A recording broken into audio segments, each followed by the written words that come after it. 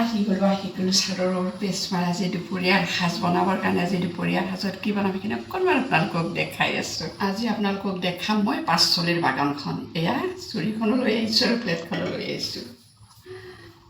আমাৰ আগফালটোতে ফলৰ বাগানৰ পৰাই ফুলৰ বাগানৰ পৰাই পাচলিৰ বাগান। এয়া মধুৰিডাল আৰু পাতফুলৰ মাজত এয়া ভাতকেৰেলাডাল হৈছে একদম ৰঙা ৰঙা, কিন্তু ভিতৰত কোমল। এয়া তিনিটা ছিঙি ল'লোঁ আৰু এইটো চাইডে মানে চববিলাক আছে আৰু শেৱালি ফুলৰ পৰাই গোলাপ ফুলৰ পৰাই পাত ফুলৰ পৰাই গোটেইখিনি আছে। ভেন্দিৰ গছ এইফালে কোণাত একবাৰ নতুনকৈ চাপৰত লগা আমডালো লাগিছে।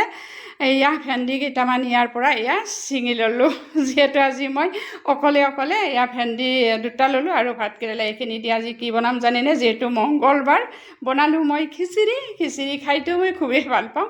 আৰু ইয়াতে গোটেইখিনি কাটি দিলোঁ ভেন্দিৰ পৰা ভাতকেৰেলাৰ পৰা, আৰু বিশেষ আজি একো নাই ঘৰত। এয়া বাটাৰ অকণমান লৈ ল'লোঁ, লৈ পেলাই এয়া আমাৰ আজি দুপৰীয়াৰ সাজ ৰেডি হৈ গ'ল।